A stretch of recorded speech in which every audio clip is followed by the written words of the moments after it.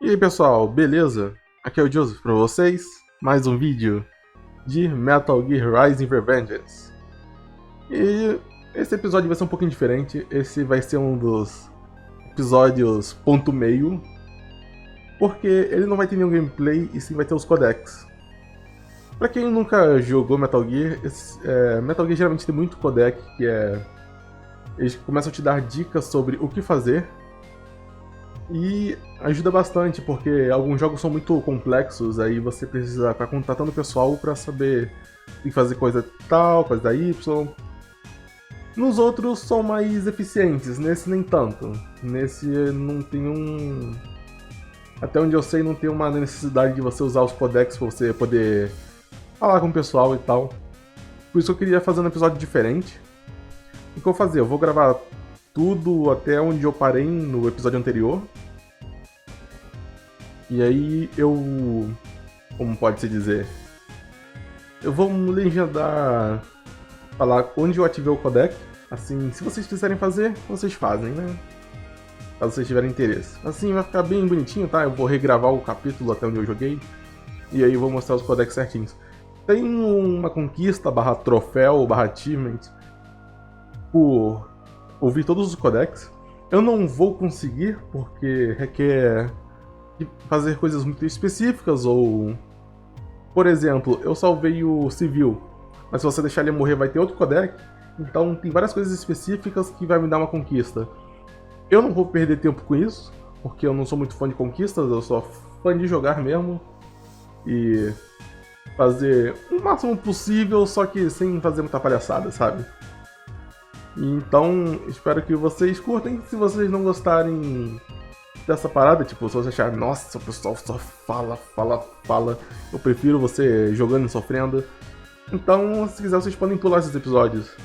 Eu acho legal, tem muito a ver com a lore. Se for alguma coisa que eu me lembro, assim, da história, eu vou botar um textinho na frente, já que não é tão intrusivo, já que as legendinhas ficam embaixo. Mas eu espero que vocês gostem, ou pelo menos achem interesse na história. As cutscenes são mais importantes, claro, mas os codecs são uma parte bem interessante do jogo, e eu queria botar separado, assim não estrago o pace dele. Assim, uma missão é eu dando facada em todo mundo, e outro é apenas o pessoal falando de boas, mencionando jogos anteriores. Isto é, quando eu me lembro, porque, como eu disse, esse jogo acontece depois do Metal Gear 4, então tem referências ao Metal Gear 4, eu não joguei ainda. Eu só me lembro mais do Metal Gear 2 mesmo. E Metal Gear 3 não tem muito a ver. Então, sentem-se aí, ou botem como um podcast e escutem Le Codec. É isso aí, pessoal. Valeu, falou!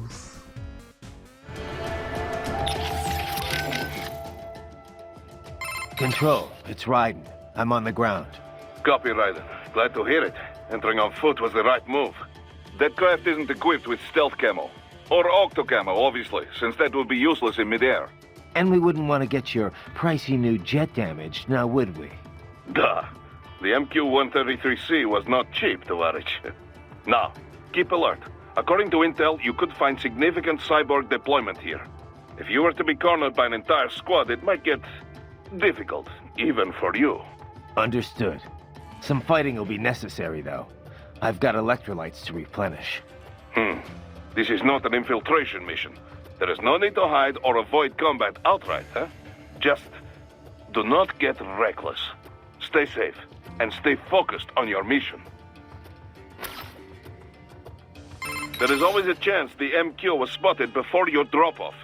I would not be surprised if hostile cyborgs were already en route to your position. A little welcoming party wouldn't be so bad. I could use a warm-up. Enough with the attitude, Raiden. It's time to be serious. This is no game. I need you to focus. Many people are counting on you, and I don't just mean here at Maverick. You don't need to remind me of that. Good. The last thing we need is another clever cowboy shipped back to us in pieces. On Codec is fine. Just be sure you are serious on the battlefield. Your enemies will be. Yes, sir. Raiden, we are clear on the rules of engagement, yes? Clear enough. I can use deadly force against any hostile elements. Hostile cyborgs, I can strike first. Basically, yes. The actual rules of engagement is more specific. A long list of no's. But you have the idea. You want to recap the highlights for me? No weapons prohibited by international treaty.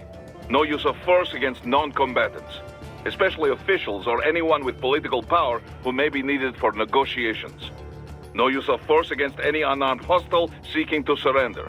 And no use of force against any non-cyborg combatants without prior verbal warning. And that includes Dolzaev? Duh, but this should not be a problem. Any non-cyborg is little threat to you, Dolzaev included. Besides, we have no signs of any non-cyborg hostiles anywhere in the area. Not even one. We think Dolzaev is working alone with Desperado here. In any case, there is the ROE. Otherwise, deadly force is authorized only in clear case of self-defense. So basically, civilians off limits, human hostiles verbal warning, hostile cyborgs anything goes. Yes, this is a conventional warfare scenario, so the rules are based on the Hague Convention. Yeah, sounds pretty standard. Still good to list out all the no-nos before things get too hairy. ROEs that only specify who you can engage require too much judgment. They make it harder to remain focused on battle. Duh. This is why most militaries' ROEs list negatives, not positives. The few that take the other approach, I pity their soldiers the questions they face. Oh, and for our purposes, UGs are considered the same as hostile cyborgs. Copy that. We have no rules about property damage, but keep it minimal, yes? It just makes us look bad. Anything standing in your way, trees, streetlights, this is fine. But there's no reason to damage civilian homes, or to go snooping around in them. Goes without saying. You're familiar with your new body now, yes? Then let's begin the warm-up. Slash at something. A palm tree, perhaps. Looks like a war zone out here. The palace cleared out quick when Dolzaev's men showed up. The streets got pretty hot after that. We're definitely gonna see a few civilian casualties here. Luckily, it looks like most of them got out of the city before things got bad. They've basically got control of the entire town, and are using the refinery as their HQ. And that's why we're hitting the plant. Keep in mind, those cyborgs are contractors. For most of these guys, this is just a job. In theory, once you eliminate their commanding officer, they should scatter pretty quickly. Kev, let's go over everything we have on Desperado. Roger that. Let's see here. Desperado Enforcement, LLC. Registered in the U.S., Delaware. Makes sense. The U.S. doesn't regulate PMCs too closely. Looks like almost all of their actual business is handled outside the States, though. Says here their financials are handled by a separate company based in St. Kitts and Nevis. The preferred tax haven of megacorps everywhere. Probably why they incorporated in Delaware in the first place. Loose tax laws. Funneling it all through the Caribbean must help with the money laundering, though. There's still a lot we don't know about them, but they've definitely been starting a lot of fires lately. They're a PMC in name only. What a name it is. Guess War Profiteers Incorporated was taken. But that's their business. In a nutshell, target war-torn nations on the road to peace. Reignite conflicts, and walk off with all the cash that was earmarked for reconstruction. They also have ties to the drug trade, human trafficking. Sounds like a real class act. We've confirmed 3 key captains in Desperado. Their code names are all wind-themed. The captain presiding over this coup is called Mistral. Cyborg? Yep. All 3 have got custom-made bodies. Collectively, they're known as the Winds of Destruction. The what? They all have action figures too? You're one to talk, Mr. Lightning Bolt. Who told you? Courtney. Now that sounds like an action figure. I didn't choose it, trust me. Yeah, well, to be honest, I doubt the Winds of Destruction picked their names either. Different cultures use language differently. Even ones with a decent command of English. As you can attest, Mr. LB.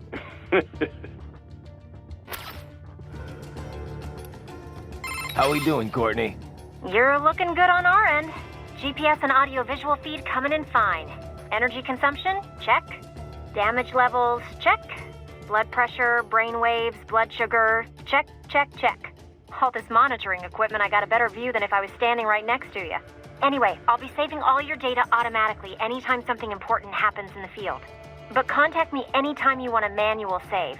Copy that. Good to hear that hasn't changed with this new body. Yep, the basic system's exactly the same. So, did you want to save? Roger that. Let me know if you change your mind. Copy. And glad to hear you're okay after Africa. That ambush was no joke. Tell me about it. 3 armored vehicles should have been plenty for that job. And it would have been against any typical guerrilla force. I keep asking myself, where would an anti-Imani faction get the cash to hire cyborgs? It just doesn't add up. Maybe there's some intel I missed. A lead I should have followed up on. Maybe if I reacted faster, or coordinated better. I don't know. You can't think that way, Courtney. Not in this business. You did everything you could. Put it behind you and move on. You're right. Thanks. Ryden, you need to save? No? What's up? I wanted to follow up on our talk earlier about the stress that comes with the job. PMC work can be traumatic, even for non-combatants. If the pressure ever gets to be too much, have one of the ex-military there take over. Just... I'm not doing that, Ryden. PMCs wield massive influence over international affairs. Abolishing SOP didn't change that. They need a better understanding of what they're mixed up in. The laws, politics, local cultures. Ex-military aren't here to provide that. They can't. We need civilian voices like mine here, too. You're right. Just take care of yourself. Don't worry. Africa was more than enough excitement for one lifetime. It's a good thing that limo was armored. Yeah. Otherwise, you'd now be the world's clumsiest cyborg. Hey! Cyborg Courtney could have been your partner. I might have saved your ass. How? By spilling coffee all over the enemy? Oh, come on. I'm not that... Oh, son of a... Please tell me that was a joke. What's up? No? Did you need anything else? No, guess not. Just wanted to hear the sound of your voice. Oh, save it for your wife, Ryden. Ryden, shall we review the capabilities of your new body? Copy that. Go ahead, Doc. As we discussed, you've been outfitted with 2 revolutionary new abilities. Fuel electrolyte absorption and self-repair from C's nanopaste. Precisely. First, electrolyte absorption. This is simplicity itself. As your HF blade is linked directly to your fuel cells, simply cut into any source of electrolytes. Say, a hostile cyborg made up of CNT muscle fiber. And your fuel cells will recharge on their own. Rather elegant, wouldn't you say? I would indeed. It's been great so far. But the repair process is a bit more involved. A bit more messy, you might say. Most military cyborg models store a cache of biotic self-repair nanopaste in their lower abdomen. So I need to slice them open and use Zandatsu to extract it. Cut and take, in other words. Correct. Once extracted, you need only to crush this unit in your hand to absorb the repairing agent inside. Keep in mind, it is extremely delicate. If the unit should hit the ground, some paste will surely leak out. It will still repair your body, but less so than if you can retrieve it directly before your foe falls over. Basically, harvest their organs before their body can even hit the ground. Rather gruesome, I realize. But then you Americans enjoy a bit of gore, don't you? I may be a citizen, but I've never really thought of myself as American. Oh? Well, yes, I suppose I could understand that given your history. But what then? Surely you don't identify as a Liberian. I don't identify with anyone. No nation. No ethnic group. I'm my own man. Anyway, I seem to recall those gory torture porn movies were pretty popular in Germany, too. Indeed, indeed. These splatter films are big in Germany, Russia, Japan, everywhere. Well, everywhere except regions afflicted by actual warfare. It all has to do with taming our fears, you know? Huh? The desire to feel fear, to taste death, but from a safe distance. These films allow the viewer to delude themselves into thinking they have overcome their fears. This... Okay, Doc, I got the gist. Let's save the full psych lecture for some other time, though, huh? So these self-repair units in the other cyborgs, they mean they can heal themselves at any time? Indeed. It is typically a slow process, not much faster than a regular human body heals a wound. And you didn't think it was a good idea to give me one of these things? Certainly not. We removed all extraneous options in your case to maximize power and speed, you know. Healing wounds is extraneous? Your ability to absorb the nanopaste agent is far more efficient, Raiden. With it, your wounds heal almost instantly. I know, but... And the standard repair unit, once depleted, is nothing but an empty shell inside you. Dead weight. I get that, Doc, but it also means I need to constantly be grabbing them out of enemies. No, it doesn't. Don't be silly. Simply avoid taking damage and you will be fine. Yeah, simple. How is your eye, Raiden? Great. My sight's perfectly balanced between both eyes. I think my vision's improved, actually. Quite right. Quite right. Your eye patch houses an artificial compound eye unit. The unit contains over 200 million solid-state image sensors, each with its own individual lens. 200 megapixels, huh? Doesn't sound like all that much. More than sufficient for the application. A human's optic nerve has only about 1 million fibers, you know. Were we to add more sensors, your perceived vision would not improve. There's only so much modern image compression technology can do. Huh. So I shouldn't expect any more dramatic improvements to my eyesight?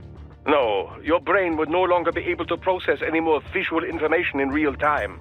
Still, compared to previous ACEs, yours has 1.4 times the resolution and a superior compression algorithm.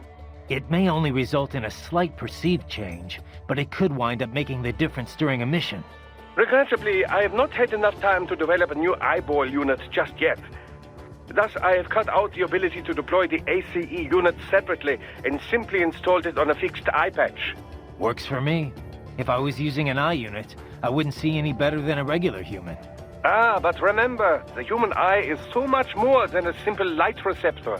They play a vital role in person-to-person communication. Sooner or later, you'd miss it. Stuff like that's important for some tasks, sure. For this op, not so much. And with less moving parts, the lower the chance of something going wrong. Besides, I like it. Well, I'm very pleased to hear this. I can worry about how I look after I complete the mission. Stay vigilant, Raiden. It's a state-of-the-art cyborg like you, eh? To parry incoming hits, throw out your own barrage of light attacks while your foe is on the offensive.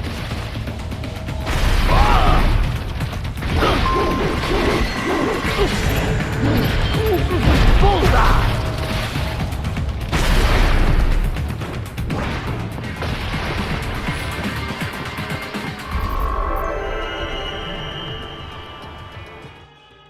The stealth craft made it back to Sochi all right? Da. Safe and sound. No repairs necessary. Some routine maintenance and she will be as good as new. Good to hear. I'm guessing that thing doesn't come cheap.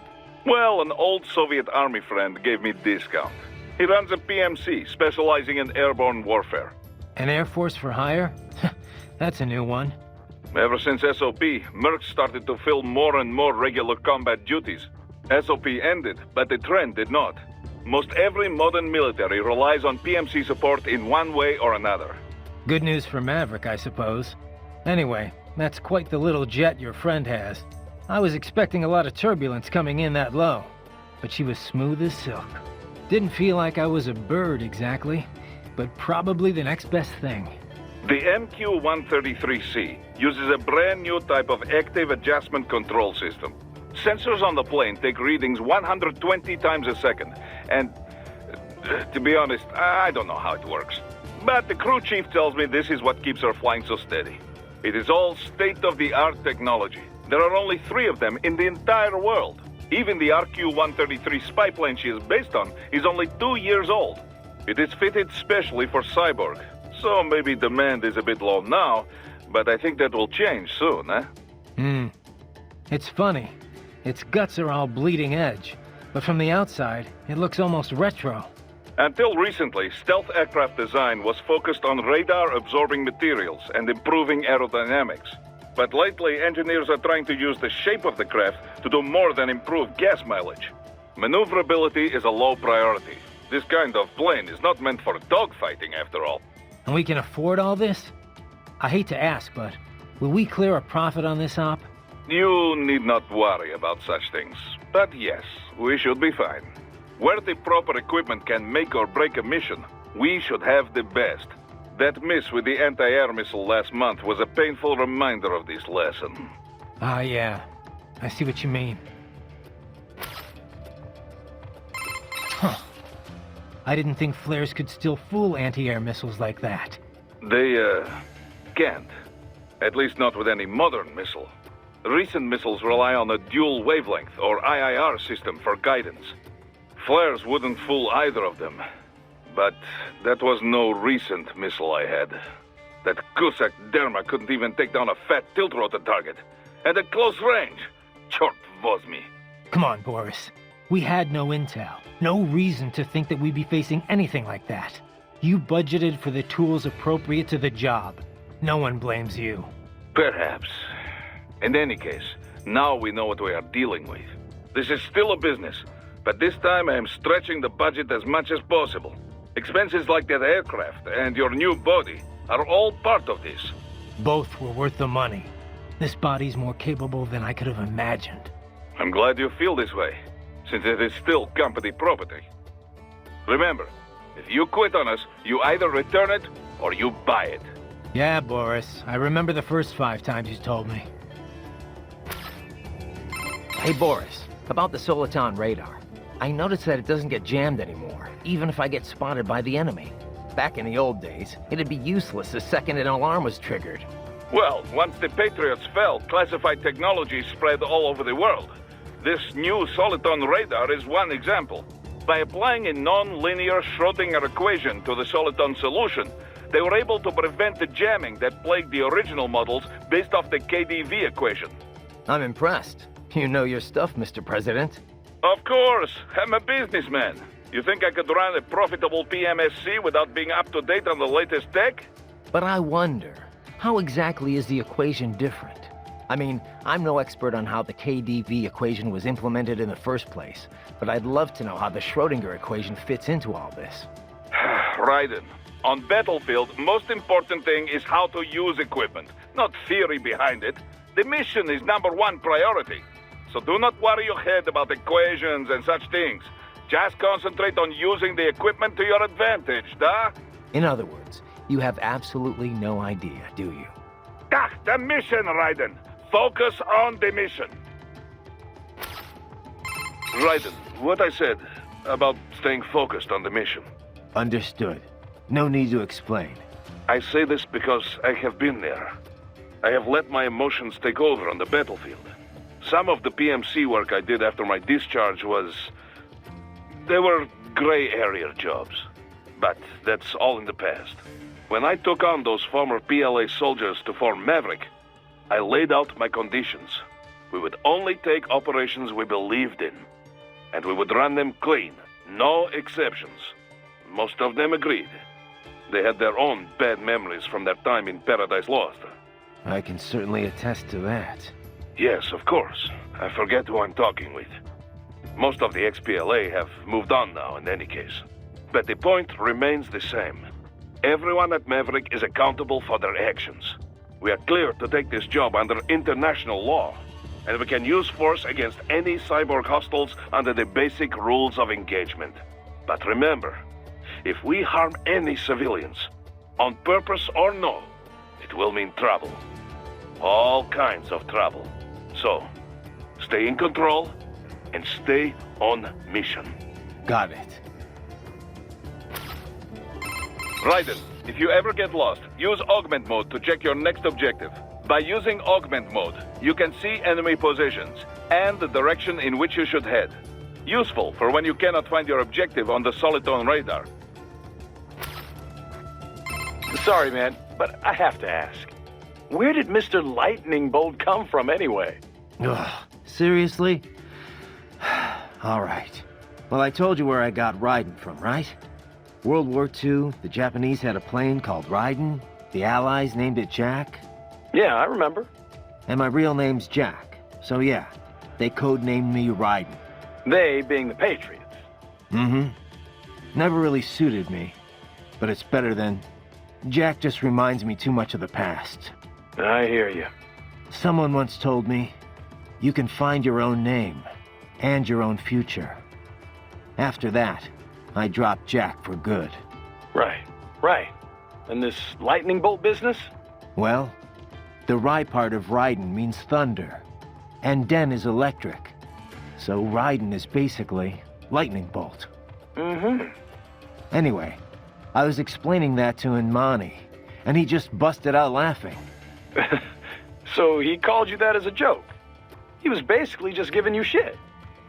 Yeah, he actually had a pretty good sense of humor. He was one of the most charismatic men I'd ever met. I don't know much about politics, but being around him, you could just tell he was a natural leader. Such a goddamn shame. Mm-hmm. I won't let it happen again. Desperado ends here. Comic book villains and all. Yeah. We're counting on you, Mr. Lightning Bolt. Ugh. So Raiden, who was this that told you to find your own name before you stopped going by Jack? The one and only Solid Snake. Hero of Outer Heaven, Zanzibar Land, Shadow Moses. The list goes on. Right. Guy's a legend. I forgot you knew him so well. Yeah, he saved my ass at Big Shell. Not to mention a few times after that. I've lost count. In terms of pure combat ability, he's one of the greatest soldiers I've ever seen. But it's not only that. He knows what's right, and he just gets it done, period. No one can stop him. I've learned a lot from him. He'd kill me if he heard me talking about him like this. Wow. I didn't know you were such a fanboy. I thought you were gonna start crying there for a sec. Very funny, Kev. Seriously, though, did Snake know he had a stalker? Oh. Hey, relax. I'm only ribbing you. I just wish I got to meet the guy, you know? I know. You're no fun. Sounds like Inmani was a pretty great leader. Such a goddamn waste. I've run cover for a lot of VIPs, but men like him are a rare breed. He had all these conflicting factors to deal with. Old tribal tensions, business interests, the military. But Inmani got them all working together in a stable government, and all without firing a shot. The savior of a nation. No wonder they called him that. He had a gift for sure, but he also put in the hard work. He was big on equality and justice in every aspect of government. He fought for it day in, day out. Inmani single-handedly energized his people. He's a big part of why the country recovered so quickly. True. It was more than new buildings and jobs. The people had hope again. If only we had someone like him back in Liberia. Things would have been different, that's for sure. And it was my job to protect him. Raiden, come on. Inmani wouldn't want me to go after Desperado. Not out of revenge, anyway. But he would want them stopped. And that's exactly what I'm going to do. Raiden, that saying you like about your sword being a tool of justice? Yeah, it's why I fight. Sometimes taking a life saves others. A life, or 2, or 3, or 40 in your case, but I know what you mean. Besides, it's not like those cyborgs you're fighting have been brain-jacked. Wouldn't be much point in sending jacked cyborgs. True. Having someone pilot a body remotely only really makes financial sense for espionage missions. And you might as well use UGs if you're gonna let an AI control your soldiers. So yeah, they're probably using emotional restraints, but those cyborgs are fighting of their own free will. Starting to see where I'm coming from? I get it, it's just... you didn't used to seem so comfortable with the idea. What about what Sam said? About your ideals holding you back? Ah, bullshit. He's good, but now I know how he moves, how he thinks, and I've got my new body. My philosophy says when and why to fight, not how. It won't keep me from beating Sam. And next time we meet, I will beat him. I'll kill him, and I'll do it to save others from suffering, with my ideals intact. All right, Raiden. One thing I can't stop wondering about, Kev. What's up? Sam. If he wanted to kill me back on the train, he could have, easily. So, why didn't he? Good question. But I should be asking you. Your left eye was our only video feed. After he stabbed it, I got nothing. I mean, I got the details from your report after the fact, but that's it. He was probably just too distracted. Boris's attacks, escaping, there was a lot going on. No, that's not it. Well, why else? What does he have to gain from letting you live? I don't know. Raiden, head for the oil refinery. No? Got something else for me? Yeah, you mentioned SOP before. How much do you know about it? The Sons of the Patriot system? Same stuff as anyone else in the industry, probably. Basically, a nanomachine software combo for controlling contractors. Used to be required for all PMCs. Soldiers couldn't fire unless their ID matched their weapon and they had clearance. From their commanding officers. And the rules of engagement, I mean. It had some mental effects as well. Moderating pain, enhancing concentration, that sort of thing. The idea was SOP would minimize arms smuggling and civilian casualties. A kinder, gentler war. An oxymoron, any way you look at it. Civilian deaths did drop, though. Because soldiers in the system could coordinate in real time, share info. Between that and the ID weapon locks, a lot of people felt better about employing privatized military. The irony is, the system was developed based on criticisms of PMC ops, mostly American interventions. SOP propaganda said it would put limits on the war market. What it really did was shift market share over to the PMCs. Civilian deaths went down, but total casualties just kept on climbing. More than ever, war was big business. And business was booming. Until SOP got hacked. Suddenly, everyone realized how dangerous it was to have a single system controlling entire PMCs. That was the beginning of the end for SOP. Public opinion on privatizing war did a 180. After that, a lot of local conflicts and civil wars died down. The PMC conglomerates had to split up and downsize just to stay in business. And that about does it for SOP 101. Class dismissed? Not bad, Professor. But it's not the whole story. No, I know. Let's finish this later. I better keep moving. Need something else? I thought we'd get back to our little history lesson. What do you know about the Patriots? I know that they were behind everything we talked about before with the SOP system. People thought these 12 guys controlled world politics and the global economy from the shadows. And they were right. Except there weren't 12, and they weren't guys, or even human. They were massive AI networks. All the better to gather information on a global scale, or censor it if they wanted. They'd manipulate factions to keep wars raging, all while selling arms to both sides. The PMCs made billions too, of course. SOP was the Patriots' masterstroke. They could control battles directly, down to each individual soldier. The system might even still be around if the AIs hadn't all been destroyed. I'm impressed. You know your stuff. Not many people have even heard of the Patriots. More than when they were active, but still, not many. Almost no one knows they were AIs, or that they're the real reason SOP went away. Well, the few that do know aren't going to talk about it publicly. Even the world leaders. Especially the world leaders. The people would panic, assuming anyone believed them, which they wouldn't. You can find speculation on the net if you look hard enough.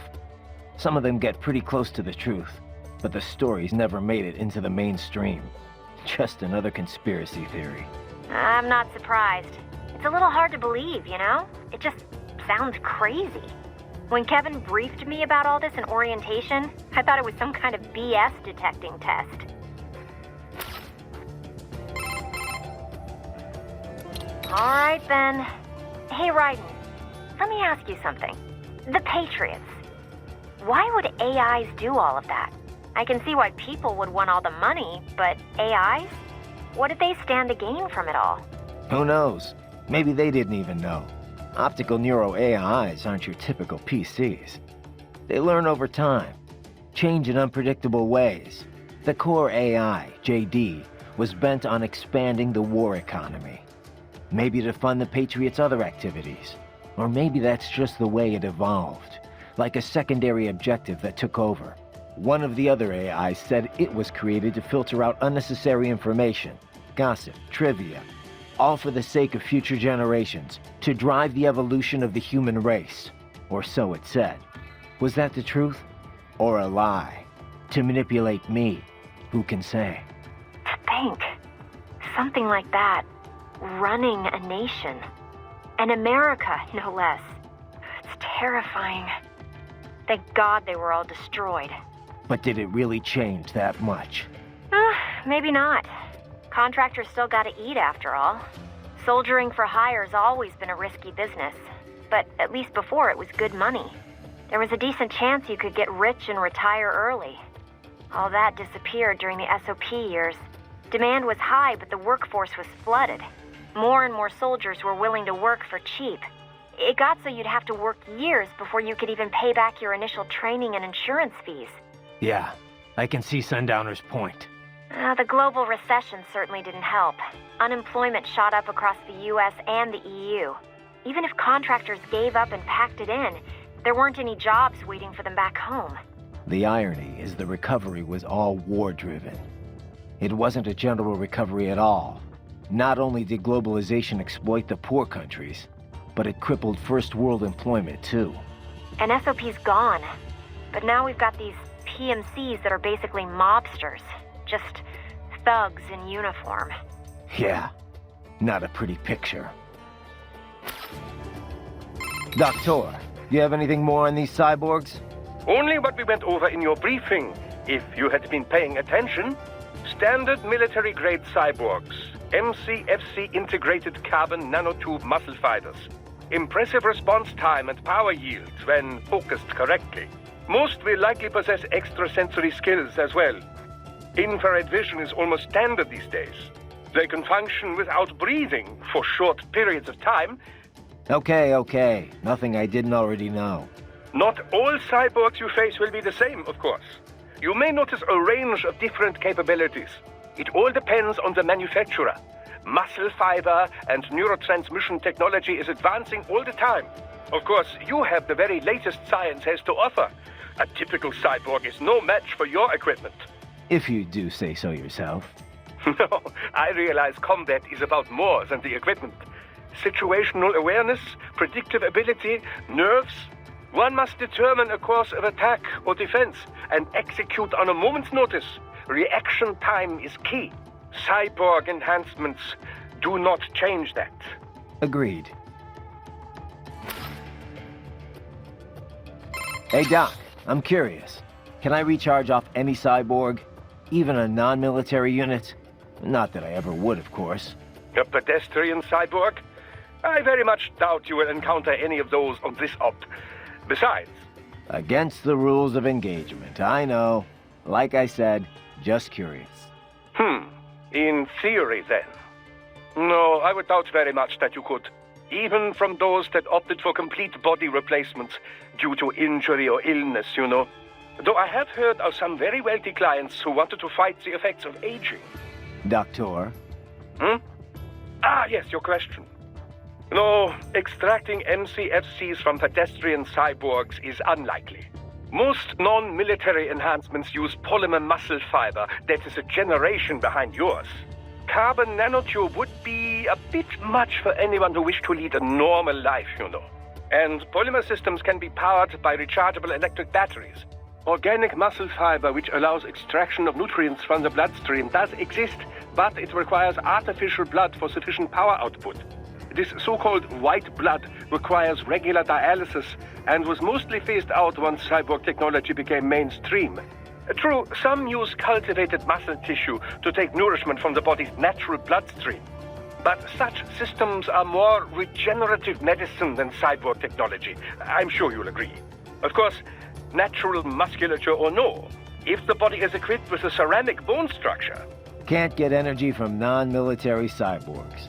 Got it. Well, one moment. I have more... Thanks, Doc. So, as I was saying, there are many differences between pedestrian and military cyborgs. You're still on about this. Now, first and foremost, military cyborgs are generally full-body conversions. You mean as opposed to partials? Yes, as opposed to just grafting on an arm or leg where a myoelectric prosthesis would suffice. As I have said, for the general public, these full-body replacements are quite rare. Quite rare. Only in cases of extreme injury or illness, generally. Perhaps a few eccentrics who wish to live longer. In any case, most pedestrian cyborgs are no more than an artificial limb or two. We call these partials. Doctor, I know. I just said that. Partials enhancements are not designed to meet the rigors of military use. A pair of synthetic arms attached to an organic body cannot match the power of those on a full cyborg. Total body conversions also armor the entire soldier against stray ordnance and minor injury. This is why wounded contractors most often opt for the works rather than simply replacing the lost limb. I hear it's why most of Maverick cyborgs had it done, anyway. Of course, there is the rather dramatic change in appearance to consider. Civilian life as a cyborg can be, well, complicated, as I'm sure you can attest. But for the field, man and metal, capability beyond the natural human body, it has a functional beauty. Beauty or beast? Both lie in the eye of the beholder, which brings us to the senses.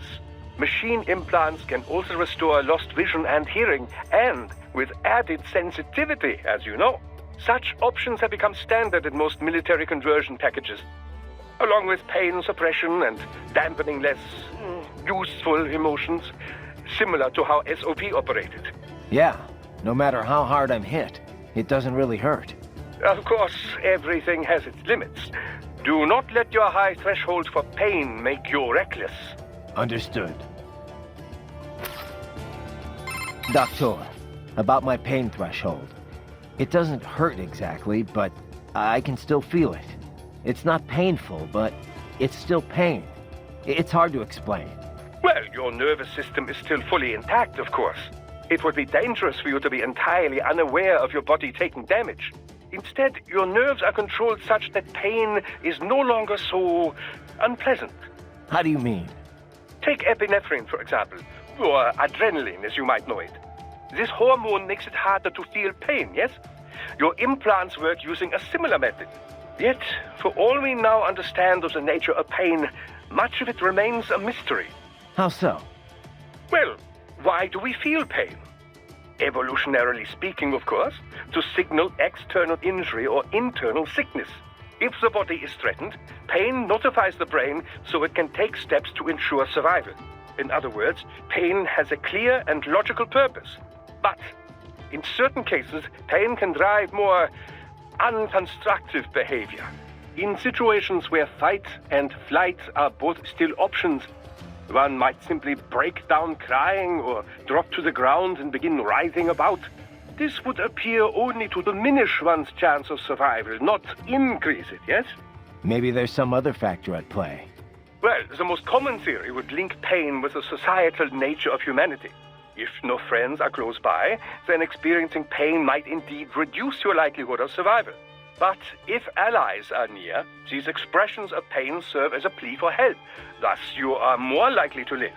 Fear of pain might also discourage one from entering a dangerous situation in the first place. Whatever the reasons, the data clearly shows that survival rates rise directly with sensitivity to pain. The converse is also proven. Those less able to feel or express pain have a lesser chance of survival. So, mankind has evolved as a social animal, and in the process, pain has become more pronounced, more visceral. A little pain never hurt anyone, huh?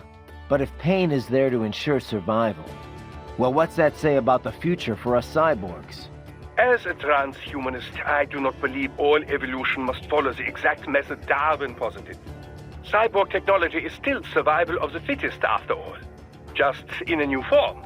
You should be proud of what your body has become. It is the culmination of great achievements in science. Me? I had nothing to do with it. The credit's all yours. Well, yes. I should be proud as well. Doctor, about my fuel cells, the electrolytes. Do all military cyborgs use the same type? I'm not gonna run across anyone, you know, incompatible with me, am I? An excellent question. Your fuel cells, like any other, operate much in the same way as a typical battery. They do not need replacing after a single use, of course, and they do not require recharging. They do, however, require a fuel source. That much I know already. Yes, well, there are several different types of fuel cells. Phosphoric acid, MCFC, molten carbonate like yours, solid oxide, and so forth. Each type can be further divided into classes, each which runs on its own electrolyte material. However, all current military cyborg MCFCs run on the same one electrolyte. That's good news. Why all the same electrolyte, you ask? The answer lies in the catalysts that help make up your carbon nanotube musculature. It was breakthroughs in researching these catalysts and CNT manufacturing that enabled large-scale production. Breakthroughs that happened after all the data the Patriots were covering up finally leaked. It could not have happened without your help, Raiden. Science owes you a great debt. And I do as well. Working on your body has been quite educational. Ugh. You must continue along, Raiden. Yes, Raiden, хорошо. That's one less death today. Now, on with the mission. Ooh, nice work, buddy. In the nick of time, huh? Think there's any more of them here, Kev? Doubt it. It was all-out war over at the palace. Once the evacuation order was issued, everyone should have fled to neighboring towns. Some of the cabinet were caught leaving Sukumi, though, and a lot of citizens got caught up in the crossfire. Some folks probably stayed put. Figured it's too dangerous to do anything else right now. Bad situation. Let's not let it get worse. Keep an eye out for more of them. If they're in a pinch, try and help out. Just make sure you don't hurt them. Got it. Raiden, did you... Yeah. Good thing I got here when I did. I'm, impressed, Raiden. Thanks. Now if you'll excuse me. Huh? Oh, right. The mission.